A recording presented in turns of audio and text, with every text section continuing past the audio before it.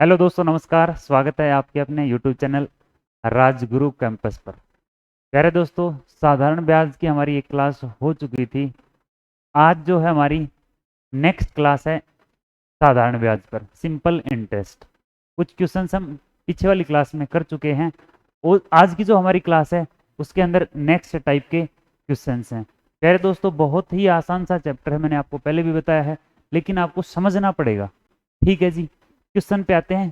पहले पर बिना टाइम वेस्ट किए समझना, हमारे एग्जाम से बहुत ही नज़दीक हैं, उसी हिसाब से हम पढ़ेंगे। जल्दी जल्दी हमें अपने चैप्टर्स करने हैं। प्यारे दोस्तों, यदि आपको ये क्लासेस समझ में आते हैं ना, इनके ऊपर आप प्रैक्टिस करो थोड़ी सी। यदि आप प्रैक्टिस नहीं करोगे ना तो फिर कोई भी फायदा नहीं है क्लासेस लगाने का। मैथ और इंग्लिश के ऊपर प्रैक्टिस करो मेरे भाई, इजीली आपके 2-3 मार्क्स बढ़ जाएंगे और उन्हीं 2 या 3 मार्क्स से आप पीछे रहते हो अपने एग्जाम्स में। ठीक है जी, आते हैं फर्स्ट क्वेश्चन के ऊपर। कोई धन ए सम ऑफ रुपीज 2900, कोई धन 8 वर्ष में 29 हो जाता है। इसने कहा कि a sum becomes 2900 in 8 years and in next 2 years it becomes 3000। अगले 2 साल में 3000 हो जाता है। मूलधन व धन ज्ञात कीजिए।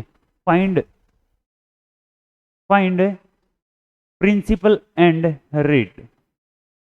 बताइए प्रिंसिपल और दर क्या होगी। फिर से देखो एक बार, 8 वर्ष में 29 हो गया।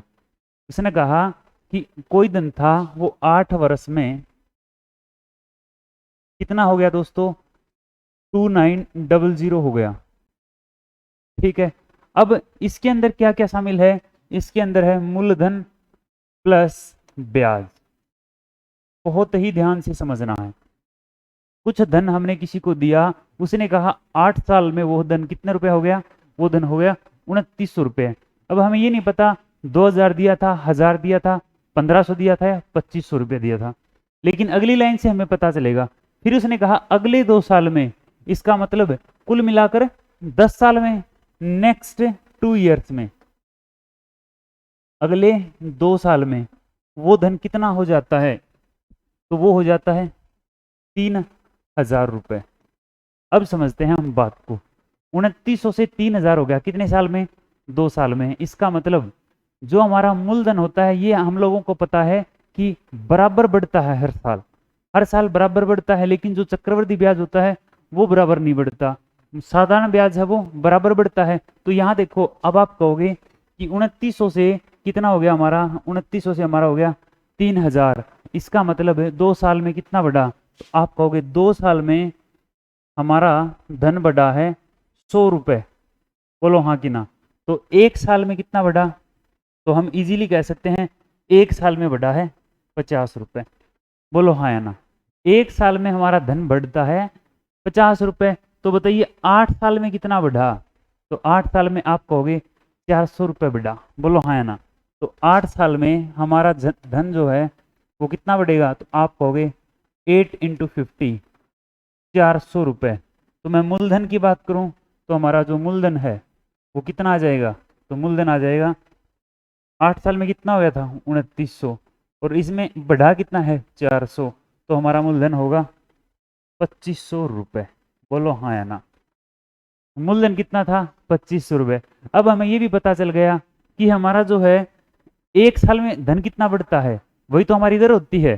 तो आप कहोगे 1 साल में बढ़ता है कितना, 50 रुपये। तो 50 रुपये 1 साल में बढ़ता है, और किस पर बढ़ता है, 2500 पर। और प्रतिशत के लिए तो करो जी, 2 जीरो से 2 जीरो, 25 दूनी 50, जो दर होगी हमारी वो होगी 2%। ये हमारा आंसर है, 2500 और 2%। 1 साल के लिए पूछा है इसने, हमने कहा 1 साल में निकाल लो तो भी वही आंसर आएगा। हम ये भी कह सकते हैं, ध्यान से समझना, कि हमारा जो साधारण ब्याज होता है वो होता है मूलधन गुणा दर गुणा समय भाग में 100। हम चारों साल के लिए ले सकते हैं। 4 साल का ब्याज कितना है हमारे पास, 400, और हमारे पास मूलधन 2500। दर हमें निकालनी है, टाइम हमारा 4 साल, सॉरी 8 साल। 8 साल में बढ़ा है धन, कितना बढ़ा है 400, मूलधन इतना, और भाग में 100। तो 2 जीरो से 2 जीरो, 25 से काट दो इसको, तो 25 से काटेंगे तो 25 से कम 25 और 25 के 150 और 8 से काटेंगे 8 दूनी 16। तो आर का मान हमारे पास आ गया 2%। आप किसी भी तरीके से करो, आंसर हमारा वही आना है। तो आसान रहेगा, हम 1 साल का साधारण ब्याज निकाल लेते हैं और मूलधन नीचे रख लेंगे, क्यों? क्योंकि उसी के ऊपर तो हमारी दर लगती है। तो ऊपर 1 साल का, नीचे मूलधन गुणा में 100। सेम क्वेश्चन है हमारा नेक्स्ट। उम्मीद है आप कर पाओगे। देखते हैं दोस्तों, करिए शाबाश। कोई धन 2 वर्ष में 2100 व 5 वर्ष में 2250 हो जाता है, मूलधन व दर ज्ञात कीजिए। शाबाश करिए। बहुत ही आसान सा क्वेश्चन है प्यारे दोस्तों, आप इजीली कर सकते हो। 2 वर्ष में 2100 हुआ और 5 वर्ष में 2250 हुआ, तो बताइए मूलधन क्या होगा?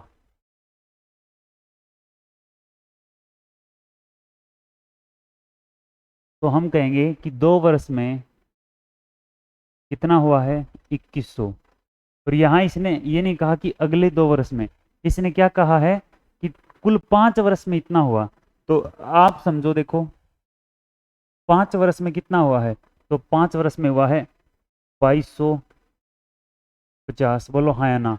और ये साधारण ब्याज है, हर साल बराबर बढ़ेगा। तो देखो 2 साल से 5 साल, कितना साल हुआ गैप? 3 साल। तो 3 साल में कितना बढ़ेगा? तो 3 साल में बढ़ा है 150 रुपए। बोलो हाँ या ना?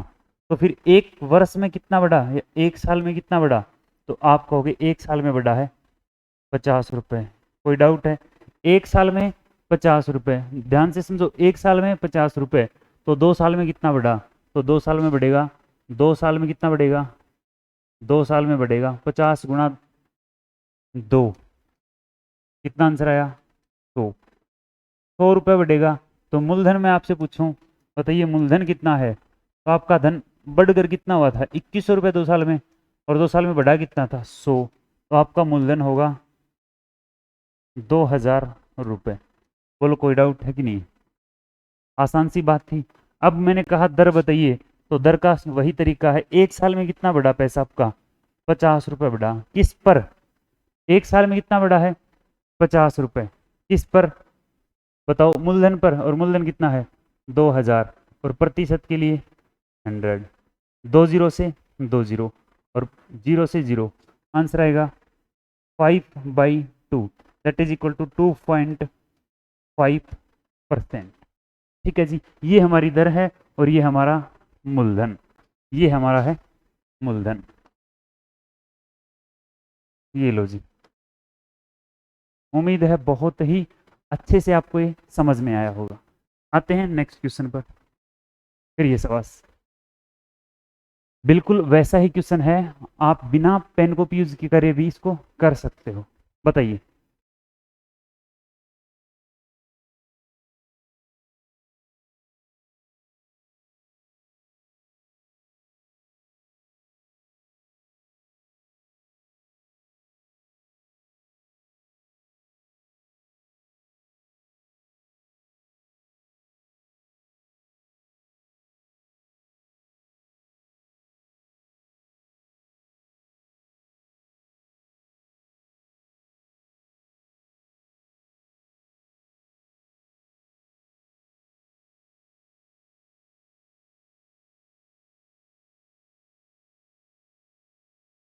हाँ तो प्यारे दोस्तों, उम्मीद है आपने इसका आंसर कर लिया होगा।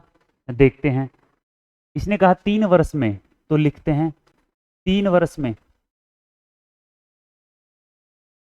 कितना हुआ? 690 रुपए। ये लो जी 690 रुपीज। और 5 वर्ष में, तो 5 वर्ष में आपका कितना हुआ है? आपका 750 रुपीज। ठीक है, तो आप बताइए 2 वर्ष में कितना बढ़ेगा? 2 वर्ष में कितना बढ़ेगा? तो 750 में से हम क्या कर देंगे? 690 माइनस कर देंगे, तो ये कितना आएगा आपका? 60 रुपए। तो 1 वर्ष में कितना बढ़ेगा? प्यारे दोस्तों, 1 वर्ष में कितना बढ़ेगा हमें ये समझना है। तो आप कहोगे 60 के ऊपर 2 का भाग देंगे, कितना आएगा? 30 रुपए। तो 1 वर्ष में बढ़ता है 30 रुपए। तो बताइए 3 वर्ष में कितना बढ़ेगा? तो 3 वर्ष में कितना बढ़ेगा? 3 वर्ष में बढ़ेगा 30 गुणा 3 दैट इज इक्वल टू 90। इसका मतलब हमारा जो मूलधन होगा, मूलधन हमारा होगा वो कितना होगा? 690 minus 90 that is equal to 600 रुपए। बोलो हाँ या ना। हमारा मूलधन जो होगा वो होगा 690 रुपए। बोलो हाँ या ना। अब देखते हैं दर।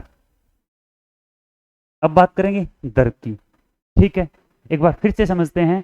दर जो होगी वो हमारी होगी 1 साल के लिए कितनी है?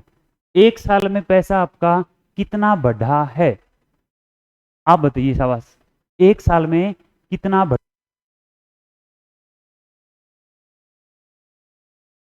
कितना पैसा 1 साल में कितना पैसा बढ़ा है? तो आप कहोगे 30 रुपए बढ़े हैं 1 साल में।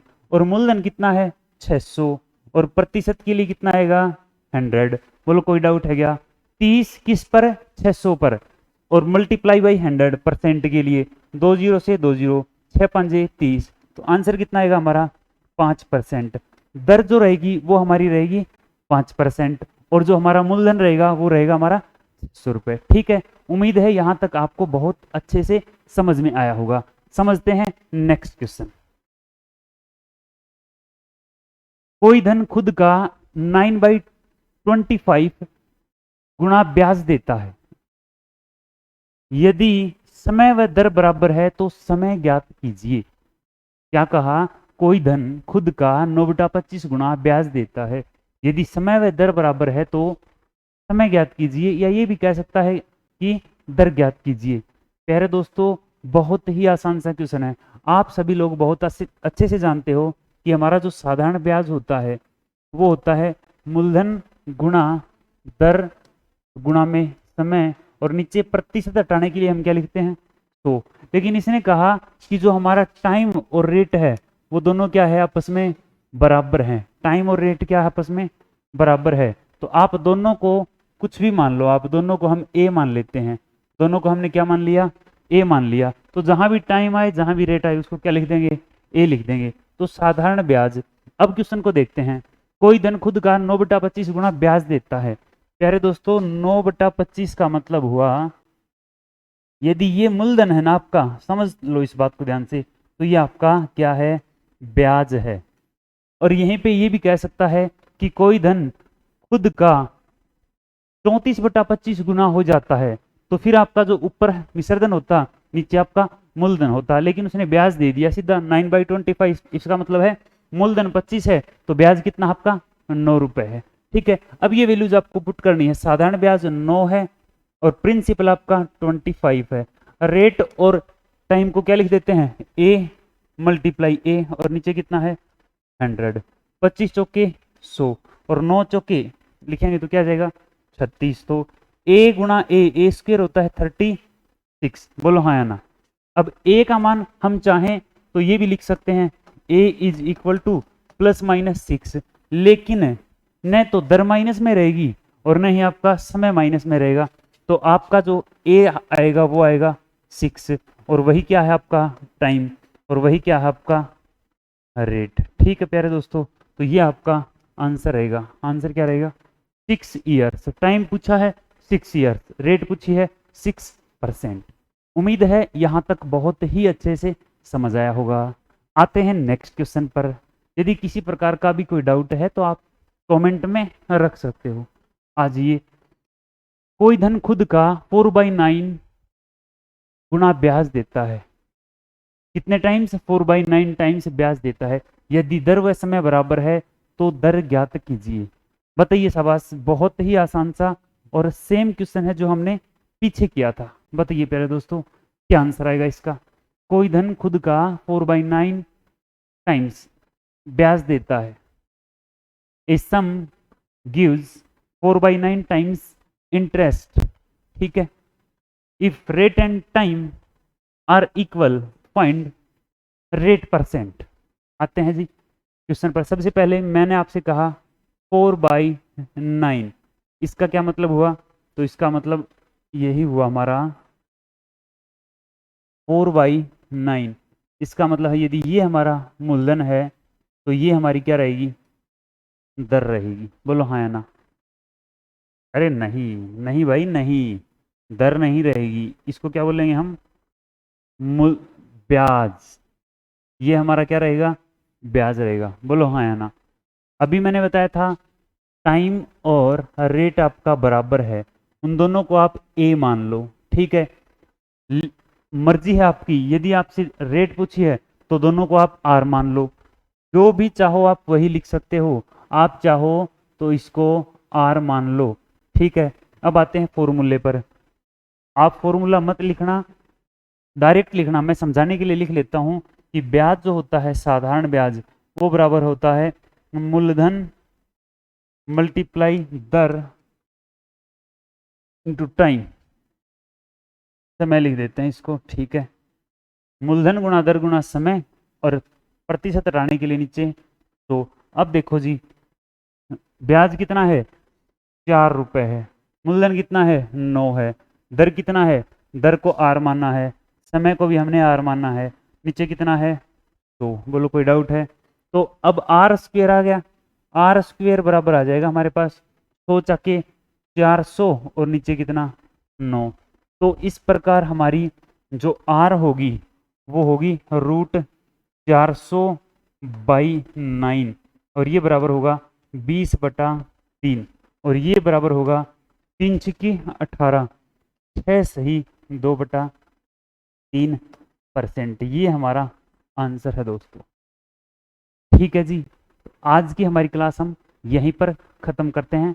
प्यारे दोस्तों, यदि किसी भी प्रकार का आपको कोई डाउट है ना इस क्वेश्चंस में, इन क्वेश्चंस में, या फिर इनके अलावा भी कोई क्वेश्चन है, पीछे का कोई चैप्टर, मैंने 3 चैप्टर आपको करवा दिए हैं, प्रॉफिट एंड लॉस, परसेंटेज और सिंपल इंटरेस्ट। यहाँ तक यदि आपको कोई डाउट है तो आप अपने क्वेश्चंस मेरे को भेज सकते हैं, आप कमेंट में भेज सकते हैं, आपकी मर्जी है, जिस भी तरीके से भेजोगे मैं आपको उसका सॉल्यूशन जरूर दूंगा। प्यारे दोस्तों, नेक्स्ट हमारी क्लास में हम पढ़ेंगे CI, कंपाउंड इंटरेस्ट, ठीक है जी। तो आज के लिए इतना ही, थैंक यू।